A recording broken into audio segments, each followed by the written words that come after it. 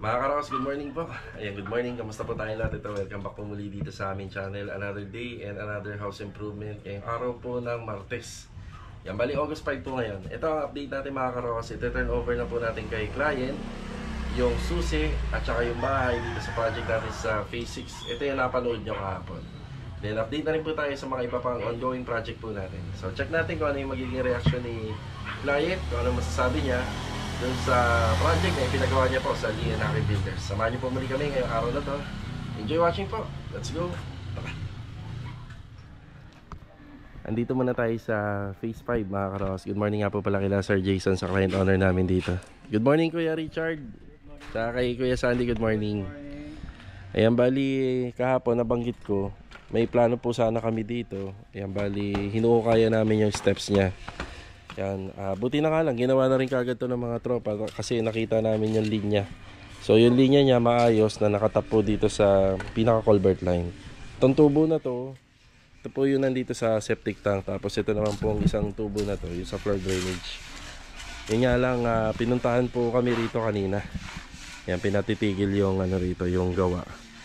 Ang gagawin na lang po namin dito, kung may sobrang graba kami, baka ibubuhos na lang po namin dito. Kasi ito kasi talaga bawal. Ipagpapaalam na lang to ni client sa admin para matuloy. Gawa ng mataas po kasi yung elevation. Tapos may hirapan po umakyat yung may-ari. So kada ano po, kada akyat, baba, baka matalisod siya o madisgrasya. Kaya kailangan po talaga rito, required na lagyan po talaga ng steps. So dito kasi sa Lumina subdivision, maraming bawal po kasi rito. Maraming restriction dito. Pero nakagawa kami nito sa Phase 6 eh. Hindi nga lang po ganun nagkahalata. Ayan, kita nyo, taas ng elevation yan. Kapag aakit ka rito, kailangan mo ng puwersa. Ano lang naman yan sana, hagdanan. Yan nga lang kasi sinabi ko sa vlog nga talaga noon, hindi mo pwedeng galawin yan hanggat wala kang construction ban or permit. Bukod pa kila Kuya Sandy, kila Kuya Richard. Ayan, bali nandito rin si Louie. Louie, good morning. Ayan, good morning kay Louie. Ayan, tapos na ni Louie to. Si Master Jojo naman dito, halos tapos na sa mga finishing carpentry. Ayan, okay na. Tapos yung mga nagawa kahapon, ito sinemento. Yung sementado lang po yan. Yan lang naman yung finish yan. Tapos lalagyan natin ng floor tiles.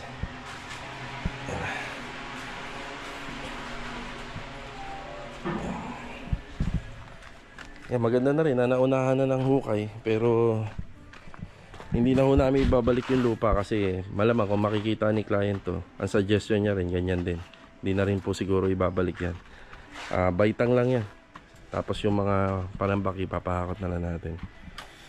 Yan. Okay, nandito na tayo sa Phase 6 mga Karos. Bali nandyan na rin po sila client owner. Tapos kanina hindi na po natin sinama sa vlog or sa video kasi si ma'am nahihiya po siya magpakita sa camera.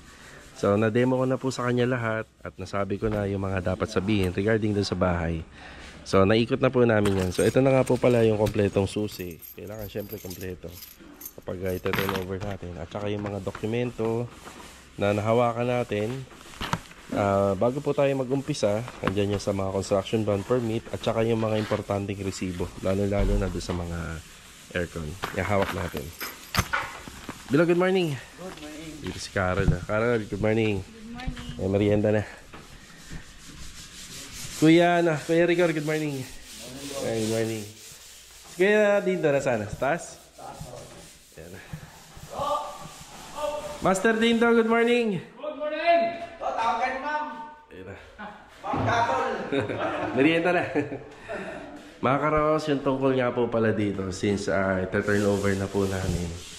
Hindi ako sigurado kung kakayanin pa ng tropa na pansamantala walang kuryente to kasi si client kukunin niya na po yung buong susi. So dyan lang po tayo nakatap or nakasaksak ng kuryente habang ginagawa po natin to. Mga Karos, bali si client nga pala rito tsaka doon sa kabila naghahati sila sa bill ng kuryente. So syempre kailangan pa rin po ng kuryente to. Pero sa overall paint naman pwede naman po magawa to na kahit na walang kuryente. Pero sa mga susunod, mga pagkakataon, kailangan na, lalo-lalo na sa mga power tools. Yan. Kaya nga ito, pinakabit ko kagad to. Yun yung ginawa kong diskarte. Gawa ng baka po kasi walan tayo ng kuryente rito. Sila Master Batang, wala silang gagamitin na supply. Yan. Pero sa mga ganitong oras, kakayanin pa naman po na walang kuryente. Yan. Turnover ko na po kila client. Okay, maraming salamat kila ma'am, kila sir. Si ano nga po pala, si Sir Ignacio. Nasa ibang bansa po siya. Pero nung ano po, yung nagkapirmahan kami ng contract, na-interview ko sila bago gawin tong bahay na to. Nagkita pa po kami, yan, kasama si ma'am. Si ma'am naman po, bihira siyang pumunta. Siguro pangatlong beses niyan pa lang po to. Nakasama ko rin po siya nung bumili siya ng tiles. Ayun, yung una nagkita kami, bumili kami ng tiles at saka nung turnover na. Kaya sobra-sobra po yung pasasalamat namin dahil doon sa tiwala po nila na kahit bihira po silang pumunta rito. Ayan naman, nabuo po natin yung bahay nila. At ang mahalaga sa amin, yung natutuwa sila, di ba? Yung masaya sila. Okay, syempre nagpapasalamat din ako sa mga kasama natin. So yung mga kasama natin dito, si Kuya Rigor lang. Kuya Rigor, thank you ha. Ganda na bahay ni Ma'am mo. Ay, si Bilog, salamat Lord. Master Dito, thank you. Sa ano to, sa Sabado. Ay, yung binigay ni Ma'am, tingnan nyo, magkano binigay ni Ma'am? 3,000 din to, di ba? May pangano tayo sa Sabado. Nakakahiya po tumanggap nito kaso nga si ma'am naman ko yung i-insist. Andito naman tayo sa phase 3. Ayan na, nagpa-picture po si ma'am kanina. Ayan, nagpa-picture po tayo, nakakasama siya. Maraming salamat. Ayan na. Dapat 3 kami rito kasi si sir nasa ibang bansa. Ayan na, maraming salamat nga po uli kay ma'am dahil nagbigay pa po siya ng bonus para sa tropa.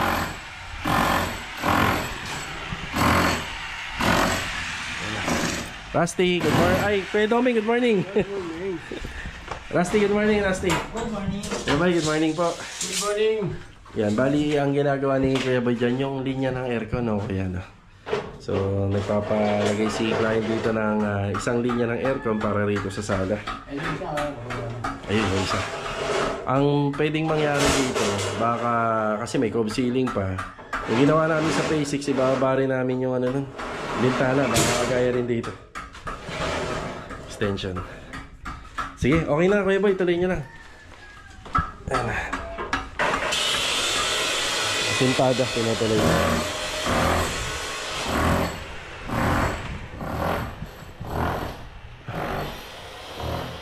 Napakaganang araw na to para sa akin kasi nasolusyonan ko yung problema namin dito sa phase 3. Gawa nga yung stock file.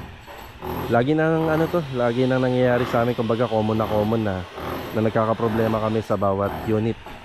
Tapos doon naman sa phase 6 na turnover natin kay client na maayos. At saka syempre napakasarap sa paknan doon dahil tuwan-tuwa yung client natin. At nagbigay pa ng pabonus, di ba? Kahit sa laki ng gastos nila sa bahay, sabi ko nga naiiyak ako dahil gumastos na sila pero nagbigay pa rin po ng pabonus. Tapos ang magiging problema na lang natin doon sa isang project natin sa phase 6 is yung kuryente. Pero pwede pa naman magtrabaho yung tropa kasi painting lang naman. Tsaka may mga gamit kami na hindi kailangan ng kuryente talaga dahil meron doon mga battery, diba? Ito muna i-update muna natin dito sa phase 3 project.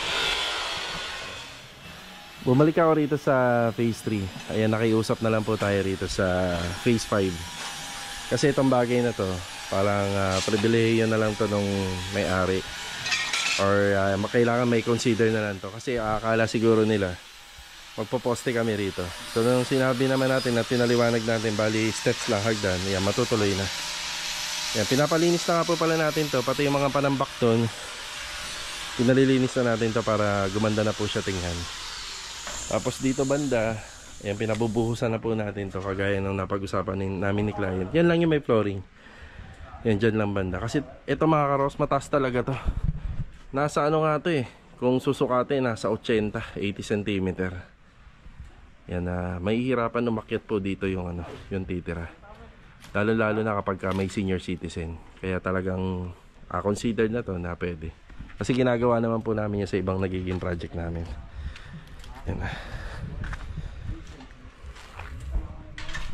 Yan, matutuwa si Sir Jason nito. Naman tayo sa Riego de Dios project. Bali 3 taon naman yung gumagawa dito. Pinaumpisa na natin dito yung ating finishing carpentry. Tapos pinagpapatuloy na natin dito yung tiles. Siya nga pala, may kailangan kaming materyales dyan para sa tiles. Kaso nga lang, hindi pa available sa Shopee at hindi available doon sa hardware na regular kong binibilan. Bali, buti na lang si Louie nakapagtabi ng isa, kaya nakabalik na si Bilog dito. Yan, si Bilog kanina, nandun siya kanina sa Phase 6. Yan, good morning nga po pala kila Ma'am Catherine sa client owner natin dito. Yan, magandang araw. Si Bilog, oh. Bilog, good morning uli. Andito agad si Bilog, oh. Yan, si Master Jojo. Nagtatabas na ng mga plywood. Master Jojo, good morning. Good morning. Yan. Bali, kung mapapansin nyo, bakit ito ay naputol yung tiles dito? Ano po to? Bali TV console. Tapos sabi ko kasi kay client, nung bago kami mag-umpisa rito, wala sana kami mga gagamitin na kahoy. Prepared niya rito is a plywood. Bali, nakalubog yung TV natin dito. So makikita niyo na lang yan kapag nagawa. Ito, iaangat namin ng 5 to 10 cm ito. Iaangat pa po namin yan kung bakit putol na yung tiles dito. Kasi makikita nyo, hindi na po siya isang buo. So pinutol na namin. So, angat lang namin to. Kagaya ng ginagawa namin sa mga lababo sa ilalim. Nakaangat na yung pinakaloob niya sa floor area. Sa taas naman, Kuya ano, Philip? Kuya Philip? Saan ka, Kuya? Ay, si Kuya Philip. Kuya Philip, good morning po. Yung stick wheel mo pala, kumuha ka? Nakalimutan. Studio na lang daw.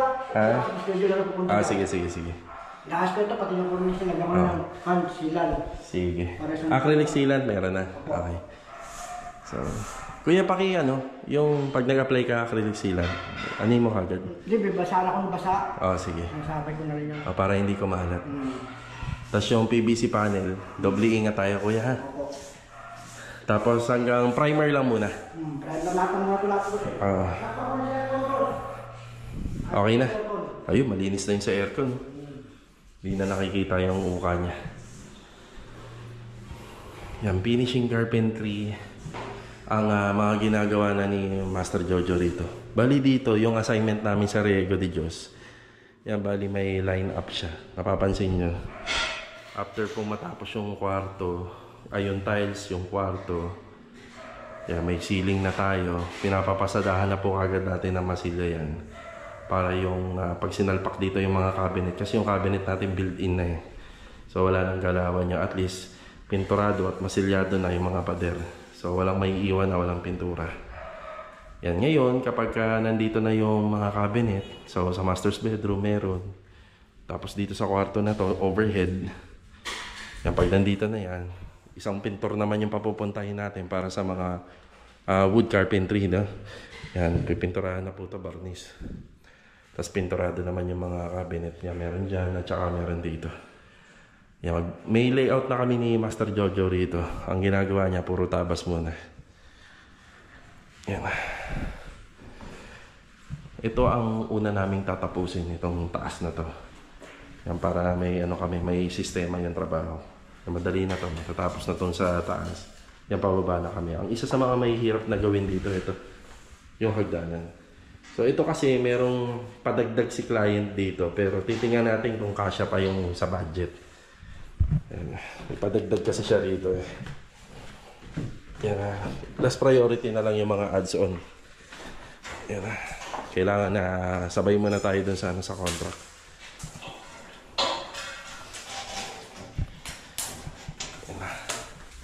Yan na pala yung sa lababo. Yung granite. So kami hanggang buhos lang. Papag-granite ni client. Yung pagpunta nga pala ni Master Batang dito kahapon. Ito ho kasi hindi pa masyadong nakakabit na ba ito, Log? Naka-install na ito, no? Ilalim. Ayun, nakakabit na pala to. Ito ang sidings. Yung siding hindi pa. Pwede makita yung hiningi mo kay Louie. Papakita ko lang sa video. So ito, hindi matapos-tapos ni Bilog to gawa ng wala kami ng materials na yun.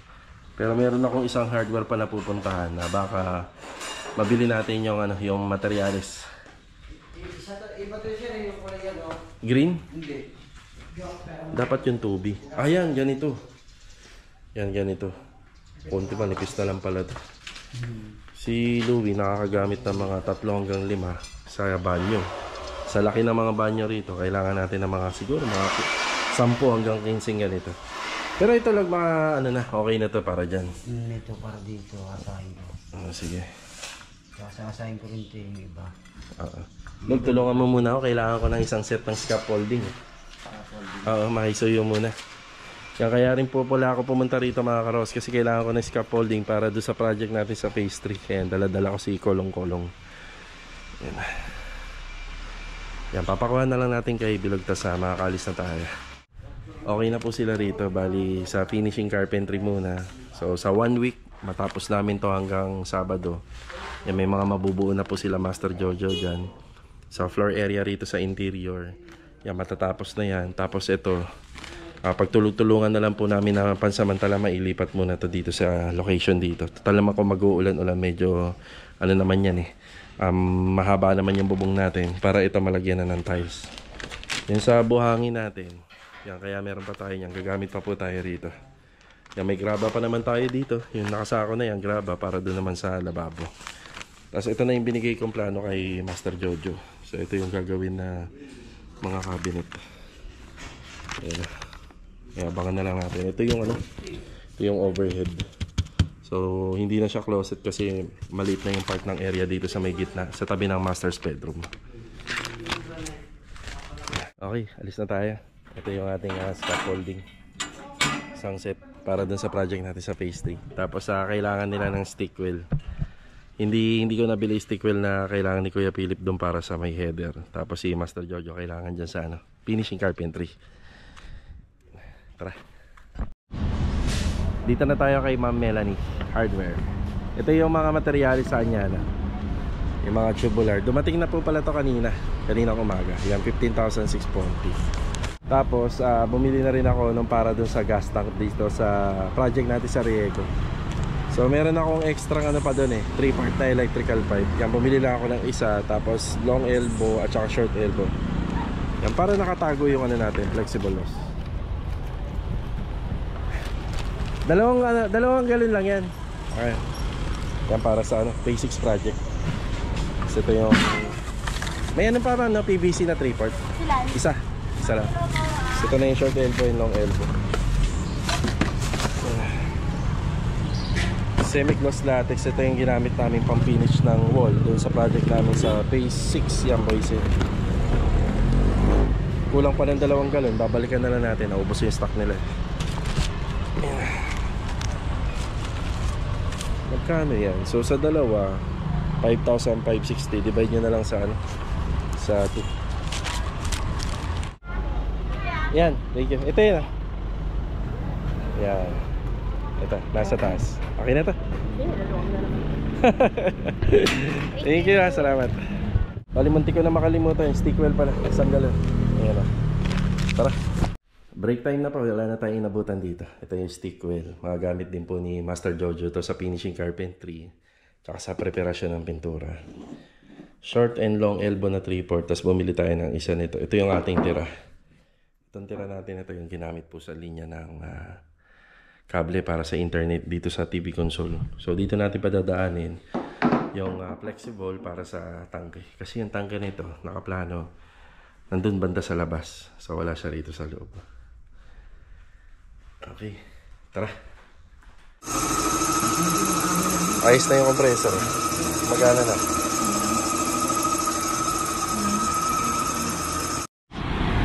Bali sakto-sakto, yung air compressor natin ayos na. Diba? Maraming salamat kay Tatay Sinan. Tara. Okay, nakahanap tayo ng hardware na mabibilhan nung hinahanap natin na ano, grinding wheel para doon sa tiles. So ito siya. Pumili na tayo ng 15 pieces hanggang sa matapos na yung project natin dito sa ano yan, sa Riego de Dios project. Ayan. Tara.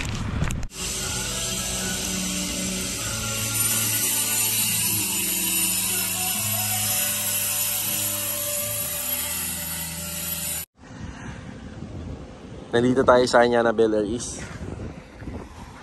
Okay, ito yung ating last update ngayong araw po ng Martes. Pinay-schedule ko na po pala sa iba yung hakot pa ng back dito. Kasi lagi tayo binabalikan ng mga guard dito. Pero As long as naman na maayos at hindi lumalagpas dito sa sidewalk, yung goods naman yan sa kanila.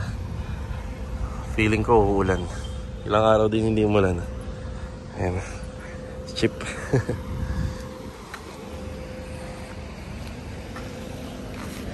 Dato ng chip. Yan. Okay, bali meron tayong delivery dito. Tubulars. Ayan natin mga tubulars 2x2 and 2x3. Yan. Yung ibang part ng tubulars ay gagamitin po rito sa gate for framing. Tapos dito naman din. Yan, for ano po yan. Yung soleras natin, framing din po ng ating roofing. Yan, may 2 tao na nagtatrabaho dito ngayon. Yung semento nga pala dumating. So, iilan na lang yung semento rito na nakaraang araw. Yan, 20 yung dumating kahapon. Kaninang umaga pala.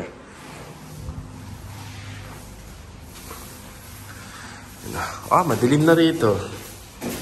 Dilim na. Marvin, good afternoon. Yan, good afternoon din kay Adonis. Yan, naikabit na natin yung doon, no? Yung bubong, kaya medyo madilim na. Tapos naka-insulation din po siya. Insulation. Silag natin yung Oo, yun. Oo, yung... Hindi, teka lang. Yung gutter sana, nakasilan yung gutter. Ay, sa gilid, yan, nakasilan. Yung elasticil. Pero naka-text screw na ba yung Naka-text screw na. Makakabol pa naman, wala pa naman flashing eh. So, pag nag-uulan-ulan, possible ito, mababasa to. No? Ganun din dito sa kabila. Ayan. Yan ang disenyo ni Anyana kasi may setback. Kaya mapapansin nyo, may biga tayo doon. Naka-setback siya ng 1 metro. Yan, papunta po doon sa likod. So, ibig sabihin, ito, naka-slab. Slab to. Slab po yan. Pero doon, bubong na lang yung pinagamit sa atin dyan. Sa nakikita ko kasi kung bakit ganyan ang pinagawa, baka kasi isipin ng developer na itutuloy natin yung slab hanggang likod. So, according sa restriction, kailangan roofing na lang yan para safe yung renovation.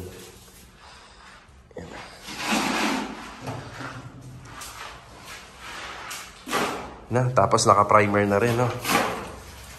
Paubos na yung natin, no? Davis extras, no? Paubos na, no? 1 galon lang yun, eh. At least napinturahan yung yung trusses natin. Bibili kami ngayon ng 2 galon. Tapos dadaling ko na lang dito bukas para dyan sa mga trusses. Napaka very good ng materialis na yan. Napakatigas niya. Oh. Yan dapat hindi siya pinapahid kapag naka-tiles na. Lalo na yung mat. Ang hirap tanggalin. Makapit. Oh. Yan ang uso ngayon. Mahal lang naman to ng 100 pesos kaysa dun sa ordinary. Ordinary brand. Doon na ginagawa mo? Downspout? Ayan. May abang na tayo dun. Tapos dun banda, pag natapos, tatapusin na lang ng palitada. Ayan, tapos na. Nandito tayo sa taas. Kung bakit maraming buhangin dito. Nung pinadiligan ko ng tubig. Pinapondohan ko ng tubig to. Nilagay namin yan sa mga gilid para hindi tumapon yung tubig niya. At the same time, yung tubig naka-penetrate lang din sa slab. So, malaking tulong yan. Ito yung sa toilet and bathroom. Yan, nakaabang na tayo dyan. Tapos ito na yung sa bubong. Yan, hindi pa masyadong malinis yung tingnan siya. Tatapusin pa po namin kasi to. Sa extension na gagawin dito, hanggang dito lang kami. Yan pataas. Yan, kaya nakaabang na yung mga dowels. Yan, hanggang dyan na lang kami pataas. Pagdating dito, puputulin na po namin to. Yan, puputulin na namin yung mga bakal na yan sa dulo. Yun, matitira yun. At saka to, tutuloy natin yung poste at saka yung CHB. Yan. Hindi pa kami tapos dito. Yan, medyo critical din to kasi ang hahabulin namin kapag nagkaroon kami dito ng CHB, doon kami gagawa ng yan, doon kami gagawa ng flashing. So lalagyan ng flashing po yan paikot. Tapos ito yung tinutukoy ko na to, yung pinagsandalan dito sa firewall. Sisilyaduhin po muna namin yan. Tapos papatapos natin yung palitada rito.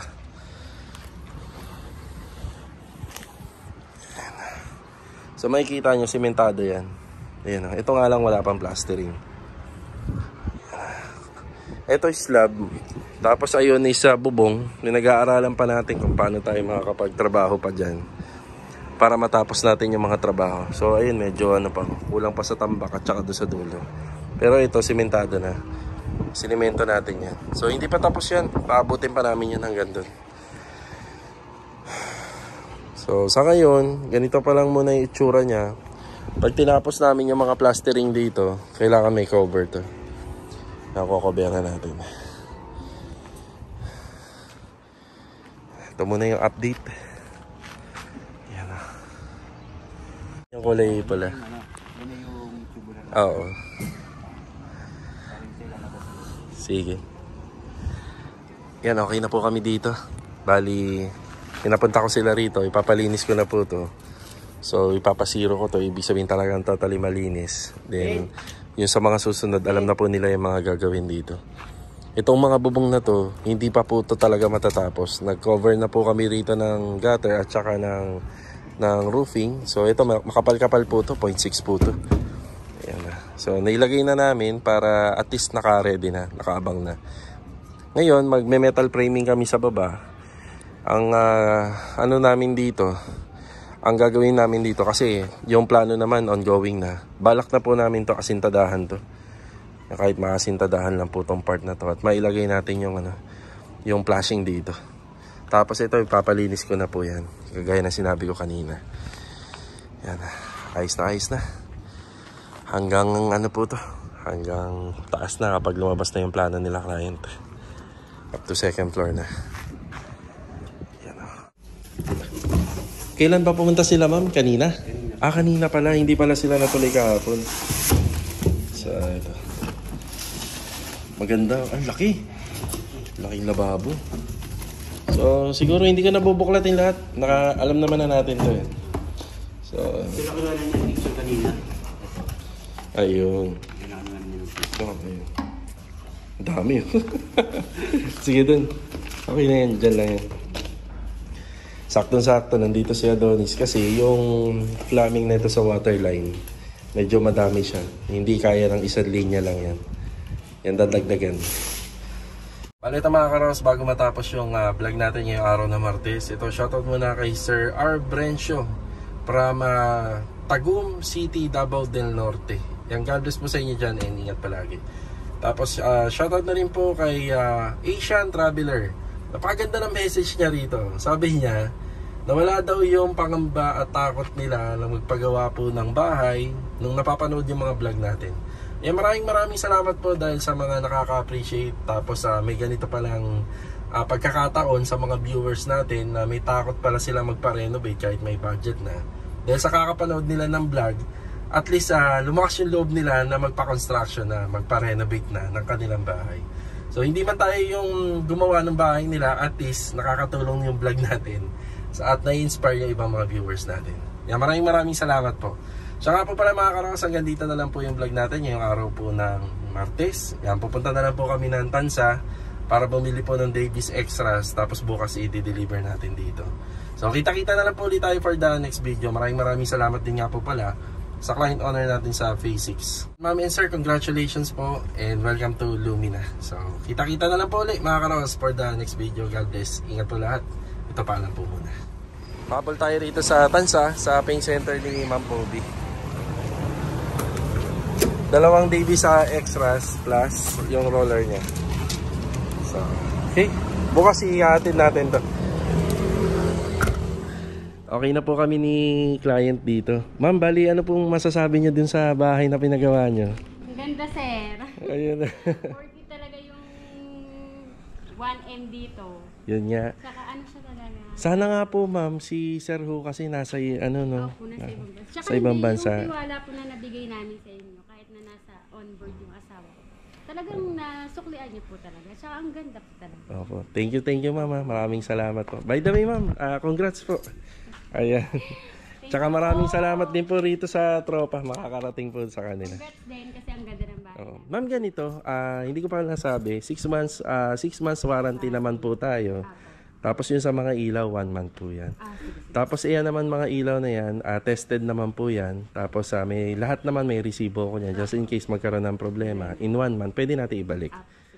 Tapos ang babantayan natin dito, ma'am, kasi kami nakapokus kami sa mga bubong.